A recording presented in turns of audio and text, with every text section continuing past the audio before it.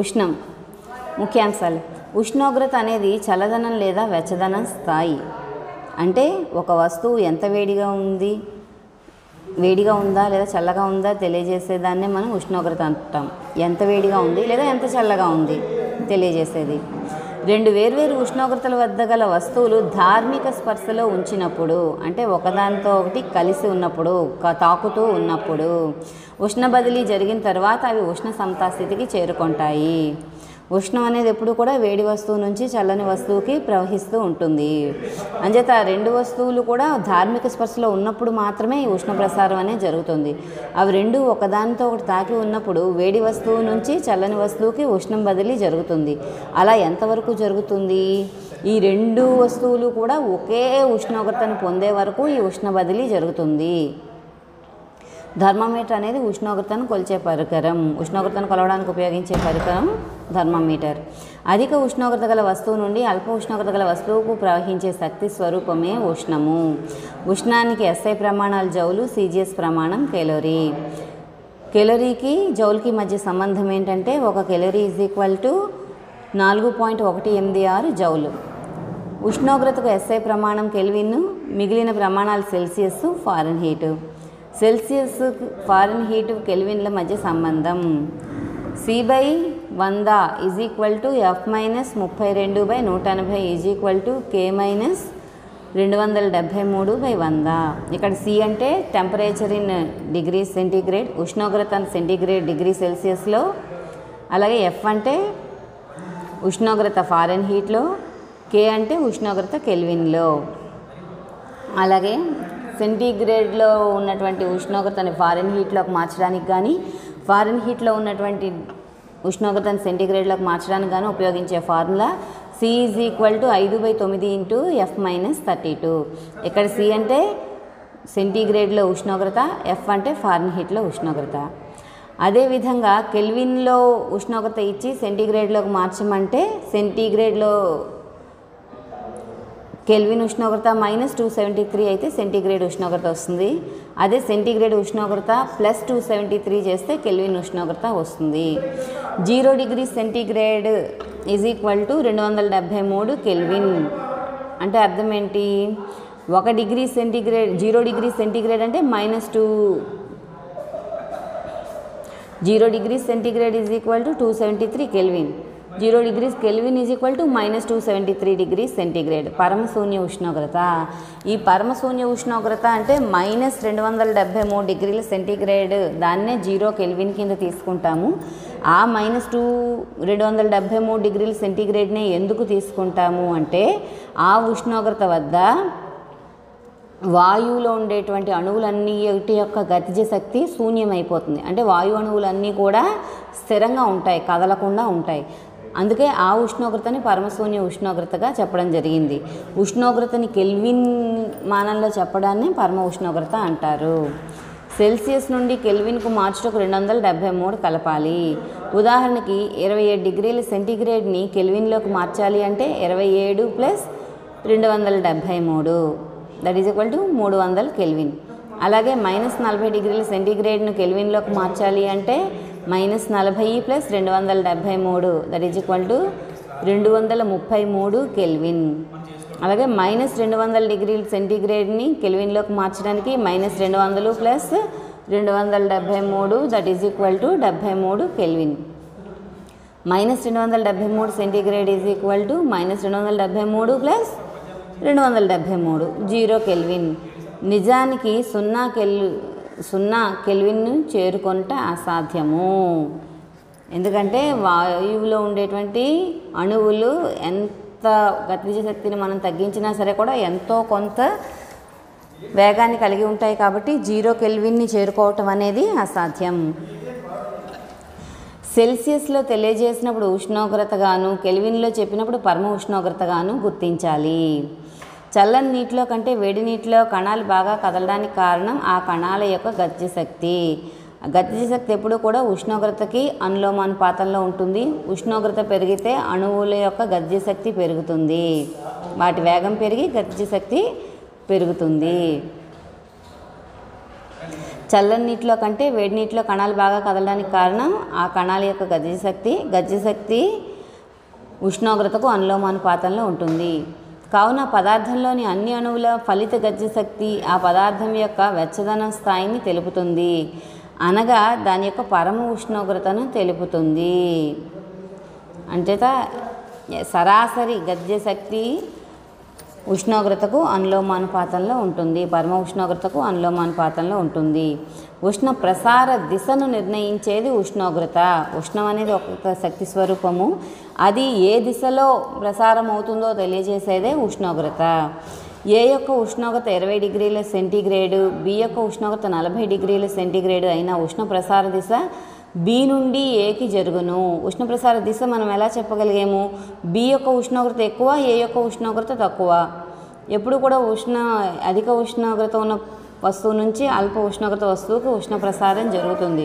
కాబట్టి ఉష్ణ ప్రసార దిశ బి నుంచి ఏకి అవుతుంది. విశిష్టోష్ణము. ఒక వస్తువు ఉష్ణశక్తి పట్ల స్పందించే స్వభావమే విశిష్టోష్ణము. వేసవికాలంలో పగటిపూట చెప్పులు లేకుండా ఒక విద్యార్థి మట్టి రోడ్డు, సిమెంట్ రోడ్డు, ఇసుక, పచ్చని గడ్డిపై నడిచినప్పుడు అతను పొందే వివిధ అనుభవాలకు గల కారణమే విశిష్టోష్ణము. మట్టి రోడ్డు మీద నడిస్తే తొందరగా కాళ్ళు కాలుతాయి. సిమెంట్ రోడ్డు అలాగే ఇసుక కూడా తొందరగా వేడెక్కి తొందరగా కాళ్ళు కాలే అవకాశం ఉంటుంది. కానీ పచ్చని గడ్డిపై నడిచినప్పుడు మాత్రము అతను అంత తొందరగా వేడిని ఎక్కువగా అనుభవించడు. దీనికి కారణం ఏంటంటే ఆ పదార్థాల యొక్క విశిష్టోష్ణం యొక్క విలువల మీద ఆధారపడి ఉంటుంది. ఒకే ఉష్ణోగ్రత వద్దనున్న వేర్వేరు వస్తువులు, ఉదాహరణకు నీరు, నూనెకు ఒకే విలువ గల ఉష్ణాన్ని అందించినప్పుడు వాటి ఉష్ణోగ్రతలో పెరుగుదల ఒకే విధంగా ఉండకపోవటానికి కారణం విశిష్టోష్ణము. పై దాంట్లో నూనె తొందరగా వేడెక్కుతుంది, నీరు వేడెక్కడానికి చాలా సమయం పడుతుంది. దానికి కారణమే విశిష్టోష్ణం. ఇది పదార్థాన్ని బట్టి విశిష్టోష్ణం విలువ మారిపోతూ ఉంటుంది. మనం ఆహార పదార్థాలను సాధారణంగా ఉడికించడానికి నీరు ఉపయోగిస్తాం, కానీ నూనె లేదా ఇతర ద్రవాలు వాడం. ఎందుకంటే నీటి విశిష్టోష్ణం అధికంగా ఉండడమే. ప్రమాణ ద్రవ్యరాశి గల పదార్థం యొక్క ఉష్ణోగ్రత 1 డిగ్రీ సెంటీగ్రేడ్ పెంచుటకు లేదా 1 డిగ్రీ సెంటీగ్రేడ్ తగ్గించుటకు అవసరమయ్యే ఉష్ణాన్ని ఆ పదార్థం యొక్క విశిష్టోష్ణము అంటారు. ప్రమాణ ద్రవ్యరాశి గల పదార్థం యొక్క ఉష్ణోగ్రతను 1 డిగ్రీ సెంటీగ్రేడ్ పెంచుటకు లేదా 1 డిగ్రీ సెంటీగ్రేడ్ తగ్గించుటకు అవసరమయ్యే ఉష్ణమును ఆ పదార్థం యొక్క విశిష్టోష్ణం అంటారు. గరిష్ట విశిష్టోష్ణం గల ద్రవము = నీరు, కనిష్ట విశిష్టోష్ణం గల ద్రవము = పాదరసం. అంటే ద్రవాలలో తీసుకున్నట్లయితే నీటికి ఎక్కువ విశిష్టోష్ణం ఉంటుంది, అలాగే తక్కువ విశిష్టోష్ణం ఉన్నటువంటి ద్రవం ఏది అంటే పాదరసం. ఘన, ద్రవ, వాయు పదార్థాల్లో వాయువులకు విశిష్టోష్ణం గరిష్టము, ఘన పదార్థాల విశిష్టోష్ణం కనిష్టము. మంచు, నీరు, నీటి ఆవిరిలో విశిష్టోష్ణం కలదేది అంటే నీటి ఆవిరి. అందుకే నీటి ఆవిరి ఎక్కువ ప్రమాదాన్ని కలిగిస్తుంది వేడి నీరు కంటే కూడా. విశిష్టోష్ణం CGS ప్రమాణాలు, MKS ప్రమాణాలు రాబట్టుట. ఒక పదార్థం యొక్క ద్రవ్యరాశి స్థిరమైనప్పుడు దానికి అందించిన ఉష్ణము అనులోమానుపాతంలో ఉంటుంది. Q is proportional to ΔT. M కాన్స్టెంట్గా ఉంటే ఏమవుతుంది? టెంపరేచర్ పెరుగుతుంటే పదార్థం యొక్క ఉష్ణోగ్రత కూడా పెరుగుతూ ఉంటుంది. ఒకవేళ పదార్థం యొక్క పరమ ఉష్ణోగ్రత స్థిరమైనప్పుడు ఆ పదార్థం గ్రహించిన ఉష్ణరాశి దాని ద్రవ్యరాశికి అనులోమానుపాతంలో ఉంటుంది. ద్రవ్యరాశి స్థిరంగా ఉంటే పరమ ఉష్ణోగ్రతకు అనులోమానుపాతంలో ఉంటుంది, అలాగే పరమ ఉష్ణోగ్రత స్థిరంగా ఉంటే ద్రవ్యరాశికి అనులోమానుపాతంలో ఉంటుంది. పై 2 సమీకరణాల నుండి మనకు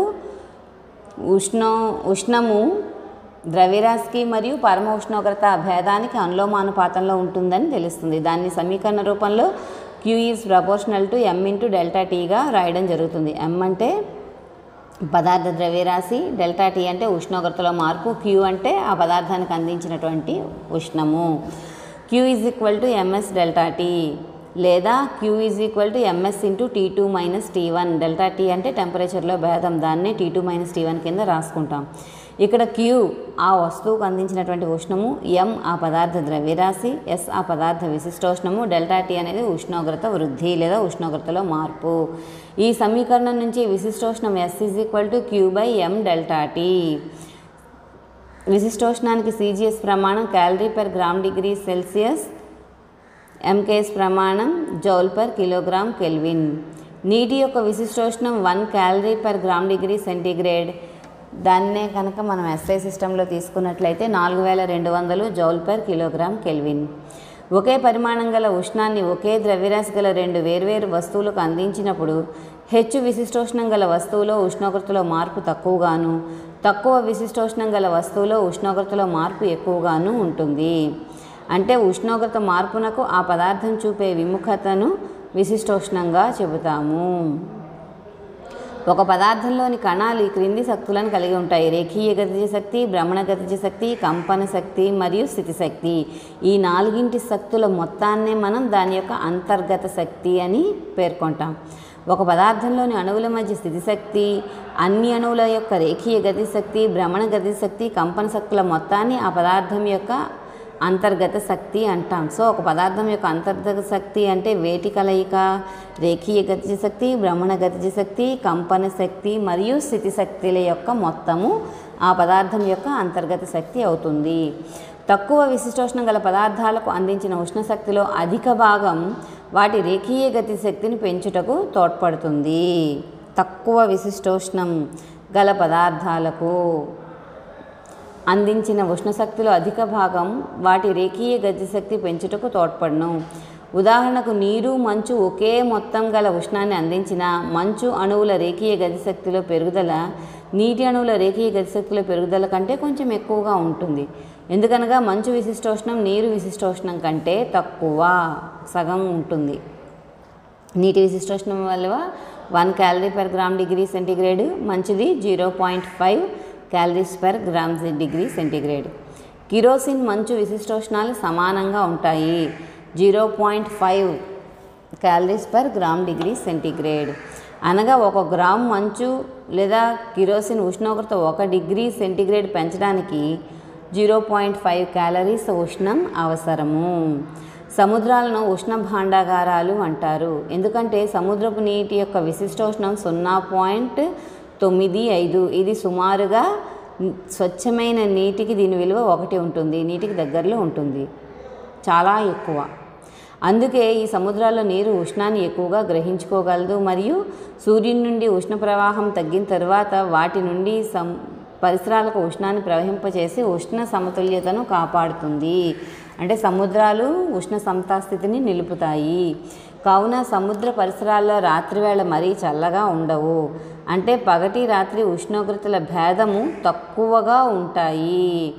అందువల్లనే సముద్రానికి దూరంగా ఎత్తులో ఉండే ప్రాంతాలు రాత్రిళ్ళు బాగా చల్లగా ఉంటాయి. నీటి కంటే ఇసుక తొందరగా వేడెక్కి తొందరగా చల్లబడును. ఈ కారణంగానే ఎడారి ప్రాంతాల్లో రాత్రిళ్ళు బాగా చల్లగా ఉండును. ఉడికించిన కొద్దిసేపటి తర్వాత గుడ్లు, దుంపలు, ఉల్లి వంటి పదార్థాలు బయట చేతితో తాకినప్పుడు వేడిగా అనిపించకపోయినా అవి తింటే లోపలి పదార్థాలు వేడిగా అనిపించటం కారణం వాటిలో నీరు అధికంగా ఉండడమే. అందుచే వాటి విశిష్టోష్ణం ఎక్కువగా ఉంటుంది. కావున అవి వాటిలో ఎక్కువ ఉష్ణాన్ని నిలిపి ఉంచుకోవటం వల్ల అవి తిన్నప్పుడు మనకు నోరు కాలినట్లు అనిపిస్తుంది. 2 వేర్వేరు ఉష్ణోగ్రతలు T1, T2 గల 2 వేర్వేరు ద్రవ్యరాశులు M1, M2 కలిగిన పదార్థాలను కలిపి ఏకరీతి మిశ్రమం తయారు చేసిన దాని ఫలిత ఉష్ణోగ్రత T M1T1 + M2T2 / M1 + M2. అయితే ఈ రెండు ఒకే పదార్థం అవ్వాలి. వేర్వేరు ఉష్ణోగ్రతల వద్దనున్న వేర్వేరు వస్తువులను ఉష్ణీయ స్పర్శలో ఉంచినప్పుడు వేడి వస్తువు కోల్పోయిన ఉష్ణరాశి చల్లని వస్తువు గ్రహించే ఉష్ణరాశికి సమానంగా ఉంటుంది. వేడి వస్తువు కోల్పోయిన ఉష్ణరాశి = చల్లని వస్తువు గ్రహించినటువంటి ఉష్ణరాశి. దీన్నే మిశ్రమాల సూత్రము అంటారు. ఇచ్చిన ఘనపదార్థం యొక్క విశిష్టోష్ణం కనుగొనడానికి సూత్రము S = M1SC + M2 - M1 × SW × T3 - T1 / M3 - M2 × T2 - T3. ఇక్కడ M1 కిలోమీటర్ ద్రవ్యరాశి, M2 నీటితో సహా కిలోమీటర్ ద్రవ్యరాశి, M3 నీరు ఘనపదార్థము కలిసి కిలోమీటర్ ద్రవ్యరాశి. SC కిలోమీటర్ యొక్క విశిష్టోష్ణము, SW నీటి యొక్క విశిష్టోష్ణము, ఎస్ ఇచ్చిన ఘన పదార్థం యొక్క విశిష్టోష్ణము. T1 కెలరీమీటర్లోని నీటి ఉష్ణోగ్రత, T2 నీరు ఘన పదార్థంలో ఫలిత ఉష్ణోగ్రత, T3 ఘన పదార్థం యొక్క తొలి ఉష్ణోగ్రత. బాష్పీభవనము ద్రవంలోని అణువులు ద్రవ ఉపరితలాన్ని వీడి పరిసరాల్లో కలిసిపోయే ప్రక్రియనే బాష్పీభవనము అంటాము. ఇది వేర్వేరు పీడనాల వద్ద వేర్వేరు ఉష్ణోగ్రతల వద్ద సంభవిస్తుంది. అంటే ఒక ద్రవం యొక్క బాష్పీభవన స్థానం దాని ఉష్ణోగ్రత మరియు పీడనాల మీద ఆధారపడి ఉంటుంది. ఇది ఏ ఉష్ణోగ్రత వద్దనైనా సంభవించవచ్చు పీడనంలో మార్పుల వలన. బాష్పీభవనం జరుగుతున్న సమయంలో ద్రవంలోని అణువుల గతిజ శక్తి తగ్గుతుంది. ఎందుకంటే ఆ శక్తి ఉపరితలం వద్ద ఉన్న అణువులు గ్రహిస్తాయి. కావున బాష్పీభవనం జరుగుతున్న సమయంలో ద్రవంలోని అణువుల సరాసరి గతిజ శక్తి తగ్గుట వలన ద్రవం యొక్క ఉష్ణోగ్రత తగ్గుతుంది. కావున బాష్పీభవనం అనేది ఒక శీతలీకరణ ప్రక్రియగా గుర్తిస్తాము. చెమట పట్టిన తర్వాత మన శరీరం చల్లబడుతుంది. ఎందుకంటే మన చర్మంలోని స్వేదగ్రంథుల నుండి నీరు బాష్పీభవనం చెంది నీటి ఆవిరి రూపంలోకి మారును. కావున వ్యవస్థ ఉష్ణోగ్రత తగ్గి చల్లబడును. అందువల్ల మన శరీరం చల్లబడుతుంది. కావున మనం పని చేసినప్పుడు చెమట పట్టుట అనేది ఒక బాష్పోత్సేక ప్రక్రియ. మన శరీరాన్ని ఉష్ణ సమతాస్థితిలో ఉండడం కోసం చెమట రూపంలో ఉష్ణం బయటికి ప్రవహిస్తుంది. సన్నగా ఉండేవారి కంటే లావుగా ఉండేవారికి చెమట ఎక్కువ పట్టడానికి కారణం వారి ఉపరితల వైశాల్యం ఎక్కువ అగుట వల్ల బాష్పోత్సేకం ఎక్కువగును. బాష్పీభవనం ఆధారపడే అంశాలు. ద్రవ ఉపరితల వైశాల్యము. ఉపరితల వైశాల్యం ఎక్కువగా ఉంటే బాష్పీభవనం తొందరగా జరుగుతుంది. ఉదాహరణకి ఒక గ్లాసులో ఉంచినటువంటి వేడి టీ కంటే ఒక సాసర్లో వేసిన వేడి టీ తొందరగా చల్లబడుతుంది. ఎందుకంటే సాసర్ యొక్క ఉపరితల వైశాల్యం ఎక్కువగా ఉండడమే కారణము. వ్యవస్థ మరియు పరిసరాల ఉష్ణోగ్రత పెరిగితే బాష్పీభవనం పెరుగుతుంది. ఉష్ణోగ్రత తగ్గితే బాష్పీభవనం తగ్గుతుంది. అలాగే వ్యవస్థ పరిసరాల్లో అంతకు ముందే చేరి ఉన్న ఆ ద్రవం యొక్క బాష్పము, దీన్నే ఆర్ద్రత అంటారు. పరిసరాల్లో ఉండే ముందుగానే చేరి ఉన్నటువంటి నీటి ఆవిరి, వాతావరణంలో ఉండే నీటి ఆవిరి శాతాన్నే మనం ఆర్ద్రత అంటాము. వాతావరణంలో ఆర్ద్రత ఎక్కువగా ఉన్నప్పుడు బాష్పీభవనం నెమ్మదిగా జరుగుతుంది. బాష్పీభవనం మరియు మరుగుట అనేవి రెండు కూడా ద్రవ అణువులు ఉపరితలం వీడి వాయుస్థితిలోకి చేర్చేవే. కాకపోతే మరుగుట అనేది ఒక స్థిరమైన ఉష్ణోగ్రత పీడనం వద్ద మాత్రమే జరగగా బాష్పీభవనం అనేది ఏ ఉష్ణోగ్రత వద్దనైనా జరగవచ్చు. నీటి మరిగే ఉష్ణోగ్రత 100 డిగ్రీల సెంటీగ్రేడ్ లేదా 212 డిగ్రీల ఫారెన్హీట్ లేదా 373 డిగ్రీల కెల్విన్. బాష్పీభవనంలోనూ నీరు ఆవిరిగా మారుతుంది. అలాగే మరుగుటంలోనూ నీరు ఆవిరిగా మారుతుంది. మరుగుటలో అయితే ఉష్ణాన్ని క్రమక్రమంగా అందించినప్పుడు 100 డిగ్రీల సెంటీగ్రేడ్కి చేరిన తరువాత ఆ ఉష్ణం నీటి ఆవిరిగా మారడం జరుగుతుంది. కానీ బాష్పీభవనం అనేది ఏ ఉష్ణోగ్రత వద్దనైనా జరుగుతుంది. ఉదాహరణకు ఒక గ్లాసులో నీళ్లు ఫ్లోర్ మీద పడినప్పుడు కొంతసేపటి తర్వాత అది బాష్పీభవనం అయ్యి ఎవాపరేట్ అయిపోతుంది. అక్కడ మనం దానికి ఏ ఉష్ణాన్ని అందించలేదు, పరిసరాల్లోని ఉష్ణాన్ని గ్రహించి బాష్పీభవనం జరిగింది. అంటే ఏ ఉష్ణోగ్రత వద్దనైనా బాష్పీభవనం జరుగుతుంది. కానీ మరుగుట అనేది మాత్రం ఒక స్థిర ఉష్ణోగ్రత వద్ద మాత్రమే జరుగుతుంది. సాంద్రీకరణం. పరిసరాల ఉష్ణోగ్రత బాగా తగ్గటం వలన గాలిలో నీటి ఆవిరి సంతృప్త స్థితికి చేరి నీటి బిందువులు ఏర్పడటము. తుషారం అనేది సాంద్రీకరణకు మరొక ఉదాహరణ. శీతాకాలంలో నీటి ఆవిరి కరిగి గడ్డి, గాజు మొదలైన ఉపరితలాలపై నీటి బిందువులుగా ఏర్పడుతుంది. ఈ ఘనీభవించిన నీటి బిందువులనే ద్రవీభవించిన నీటి బిందువులనే మనం తుషారం అంటాము. ఇది ఉష్ణీకరణ ప్రక్రియ. గాలిలో తేలియాడే నీటి బిందువుల వల్ల పొగమంచు ఏర్పడుతుంది. సాంద్రీకరణలో వ్యవస్థ యొక్క అంతర్గత శక్తి తగ్గుతుంది. ఫ్రిడ్జ్ నుంచి బయటకు తీసిన కూల్ డ్రింక్పై నీటి బిందువులు ఏర్పడ్డము. ఎందుకంటే లోపల ఉన్న ద్రవం కంటే బయట ఉన్న కూల్ డ్రింక్ బాటిల్ యొక్క ఉపరితలము చల్లదనాన్ని కలిగి ఉండడం వల్ల బయటనున్న నీటి ఆవిరి కూల్ డ్రింక్ బాటిల్ యొక్క ఉపరితలంపై ద్రవీభవించడమే. శీతాకాలం ఇంటి నుండి బయట ఉంచిన వస్తువులపై రాత్రిపూట నీటి బిందువులు ఏర్పడుట వేసవి కాలంలో షవర్ కింద స్నానం చేసి టవల్తో తుడుచుకున్న తరువాత శరీరంపై నీటి బిందువులు ఏర్పడుట, తుషారం ఏర్పట్లో గల సూత్రము సాంద్రీకరణమే. ఒక ద్రవం ఉష్ణోగ్రత పెరగకుండా ద్రవస్థితి నుండి వాయుస్థితికి మారటానికి ఉపయోగపడే ఉష్ణాన్నే మనం బాష్పీభవన గుప్తోష్ణము అంటాము. ఒక ద్రవం యొక్క ఉష్ణోగ్రత పెరగకుండా అంటే ఉష్ణోగ్రతలో ఎటువంటి మార్పు లేకుండా ఒక స్థితి నుంచి మరొక స్థితికి మారడాన్ని, ద్రవస్థితి నుంచి వాయుస్థితికి, అలాగే ఘనస్థితి నుంచి ద్రవస్థితికి మారటానికి ఉపయోగపడే ఉష్ణాన్నే మనము గుప్తోష్ణము అంటారు. ద్రవస్థితి నుంచి వాయుస్థితిలోనికి మారడానికి ఉపయోగపడే ఉష్ణాన్ని బాష్పీభవన గుప్తోష్ణము అంటాము. ఘనస్థితి నుంచి ద్రవస్థితిలోకి మారడానికి ఉపయోగపడే ఉష్ణాన్ని మనం ద్రవీభవన గుప్తోష్ణము అంటాము. దీనికి ఫార్ములా ఉష్ణోగ్రత Q = m × L. ఇక్కడ L అంటే గుప్తోష్ణము, L = Q/m ఉష్ణోగ్రత బై ద్రవ్యరాశి. గుప్తోష్ణమునకు CGS ప్రమాణం calorie/గ్రాము, MKS ప్రమాణం లేదా SI ప్రమాణం Joule/కిలోగ్రామ్. గుప్తోష్ణములు రెండు రకాలు, ద్రవీభవన గుప్తోష్ణము, బాష్పీభవన గుప్తోష్ణము. ప్రమాణ ద్రవ్యరాశి గల ఘనపదార్థం స్థిర ఉష్ణోగ్రత వద్ద అంటే ఉష్ణోగ్రతలో ఎటువంటి మార్పు లేకుండా ద్రవంగా మారడానికి కావలసినటువంటి ఉష్ణరాశిని ద్రవీభవన గుప్తోష్ణము అంటారు. అంటే ఈ ప్రమాణ ద్రవ్యరాశి గల ఘనపదార్థం మొత్తం ద్రవంగా మారే వరకు కూడా ఆ వ్యవస్థ యొక్క ఉష్ణోగ్రతలో ఎటువంటి మార్పు ఉండదు. అయితే మనం అందించిన ఉష్ణం కేవలం ఆ పదార్థం యొక్క స్థితి మారడానికి మాత్రమే ఉపయోగపడుతుంది, ఉష్ణోగ్రతలో ఎటువంటి పెరుగుదలను సూచించదు. ఇటువంటి ఉష్ణాన్ని మనం ఏమంటామంటే ద్రవీభవన గుప్తోష్ణము అంటారు. మంచు ద్రవీభవన గుప్తోష్ణం ఎంత అంటే 80 calories/గ్రామ్. అంటే 1 గ్రాము మంచు కరిగి పూర్తిగా నీరుగా మారడానికి కావలసిన ఉష్ణం ఎంత అంటే 80 calories. అదే SI సిస్టంలో అయితే 0.335 × 10⁶ Joule/కిలోగ్రామ్. ఈ స్థితిలో ఉష్ణరాశి Q = m × L. ప్రమాణ ద్రవ్యరాశి గల ద్రవం స్థిర ఉష్ణోగ్రత వద్ద వాయువుగా మారడానికి కావలసిన ఉష్ణరాశిని బాష్పీభవన గుప్తోష్ణము అంటారు. ఈ స్థితిలో ఉష్ణోగ్రతలో పెరుగుదల ఉండదు.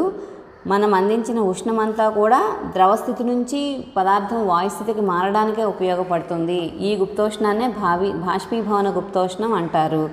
నీటి బాష్పీభవన గుప్తోష్ణం L = 540 calories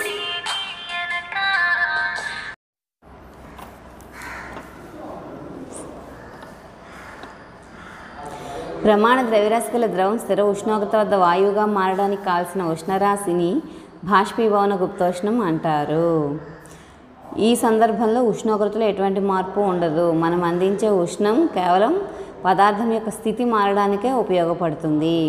నీటి యొక్క బాష్పీభవన గుప్తోష్ణం L = 540 calories/గ్రామ్. దట్ ఈజ్ ఈక్వల్ టు 2.26 × 10⁶ Joule/కిలోగ్రామ్. 0 డిగ్రీ సెంటీగ్రేడ్ దగ్గర ఉన్నటువంటి మంచు 0 డిగ్రీ సెంటీగ్రేడ్ దగ్గర నీరుగా మారడానికి మనం అందించాల్సినటువంటి ఉష్ణానికి ఫార్ములా Q = mL. ఇక్కడ ఉష్ణోగ్రతలో ఎటువంటి మార్పు లేదు, పదార్థం యొక్క స్థితిలో మాత్రమే మార్పు వచ్చింది ఘనస్థితి నుంచి ద్రవస్థితికి. కాబట్టి Q = mL. అలాగే 0 డిగ్రీల సెంటీగ్రేడ్ వద్ద ఉన్నటువంటి నీటిని 100 డిగ్రీల సెంటీగ్రేడ్ దగ్గర ఉన్న నీరుగా మార్చడానికి ఇక్కడ పదార్థం యొక్క స్థితిలో మార్పు లేదు, ఉష్ణోగ్రతలో మార్పు మాత్రమే ఉంది. ఈ సందర్భంలో మనం Q = ms∆T సూత్రాన్ని ఉపయోగించాలి. 100 డిగ్రీల సెంటీగ్రేడ్ దగ్గర ఉన్నటువంటి నీటిని 100 డిగ్రీల సెంటీగ్రేడ్ వద్ద ఉన్న నీటి ఆవిరిగా మార్చడానికి ఇక్కడ కూడా ఉష్ణోగ్రతలో మార్పు లేదు, స్థితి మార్పు మాత్రమే ఉంది. కాబట్టి Q = mL ఉపయోగించాలి. ఇప్పుడు మొత్తం శక్తి Q = mL + ms∆T + mL.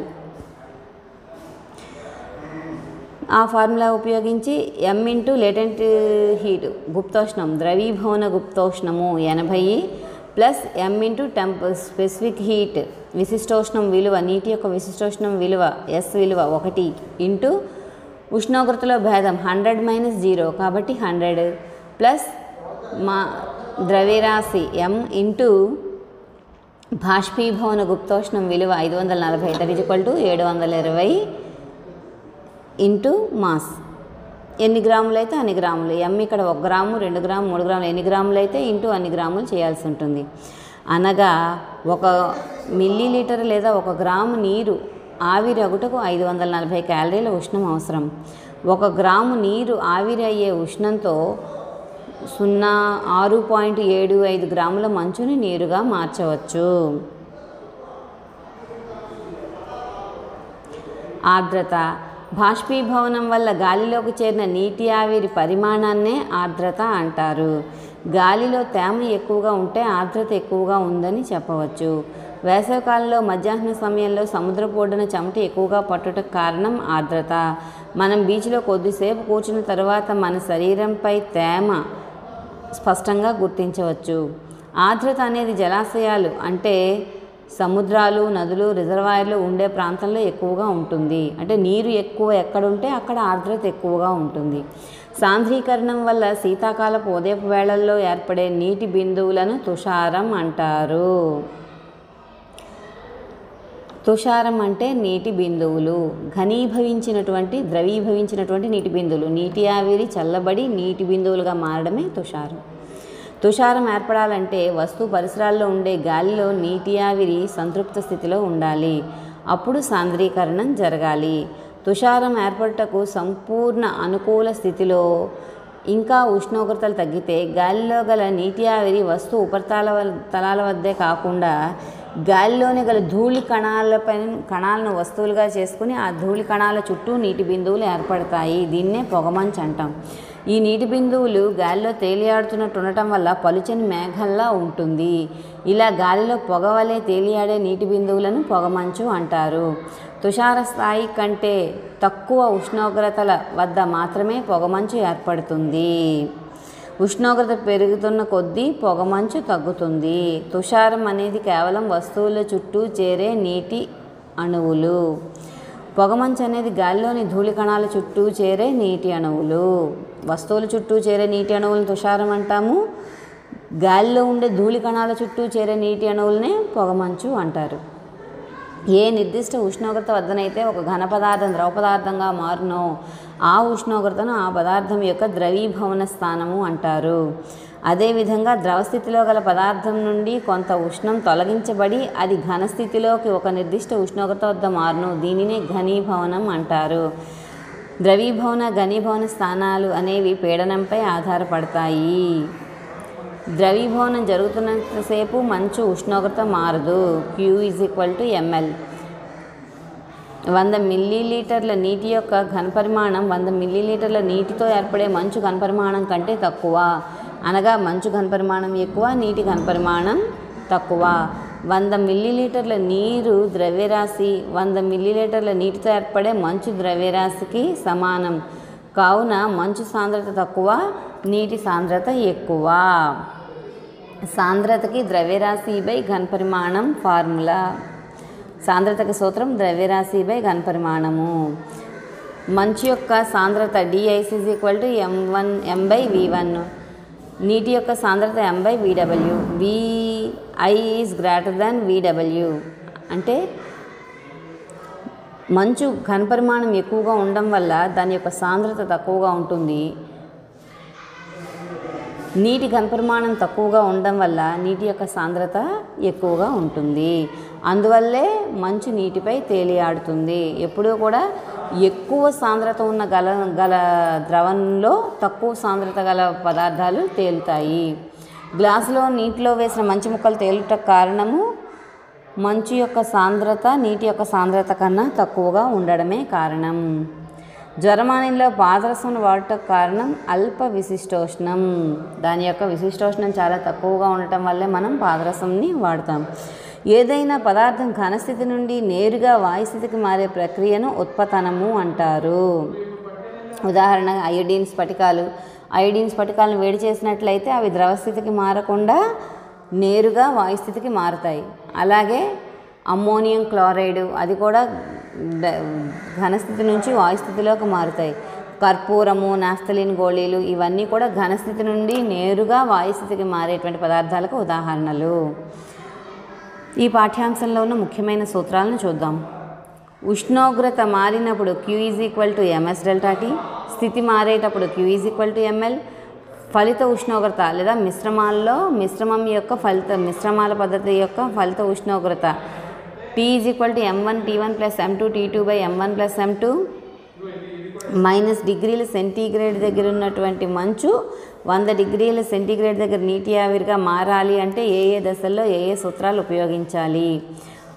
-20°C నుంచి 0°C వరకు మంచు రెండు స్థితిలో ఎటువంటి మార్పు లేదు కాబట్టి ఉష్ణోగ్రతలో మార్పు ఉంది కాబట్టి Q = ms delta T plus 0°C దగ్గర ఉన్న మంచు 0°C దగ్గర ఉన్న నీరుగా మారడానికి స్థితి మార్పు ఉంది కానీ ఉష్ణోగ్రతలో మార్పు లేదు కాబట్టి Q = ml ప్లస్ అలాగే 0°C దగ్గర ఉన్న నీరు 100°C దగ్గర నీరుగా మారినప్పుడు ఉష్ణోగ్రతలో మార్పు ఉంది కాబట్టి ms డెల్టా T. అలాగే 100°C నుంచి 100°C ఆవిరిగా మారినప్పుడు నీటి నుంచి ఆవిరిగా మారినప్పుడు స్థితి మార్పు ఉంది కాబట్టి ml ఫార్ములాను ఉపయోగించాలి. వీటన్నింటి మొత్తము -20°C దగ్గర ఉన్నటువంటి మంచు 100°C దగ్గర ఆవిరిగా మారడానికి ఎంత ఉష్ణం అవసరమో తెలియజేస్తుంది. అలాగే ఉష్ణోగ్రతలు వేరువేరు ఉష్ణోగ్రత మానాల్లోకి ఏ రకంగా మార్చాలో తెలియజేసే సూత్రం C/100 = F - 32/180 = K - 273/100. అంటే ఉష్ణోగ్రత సెంటీగ్రేడ్లో ఉన్నప్పుడు సెంటీగ్రేడ్ స్కేల్లో 100 విభాగాలు ఉంటాయి కాబట్టి C/100.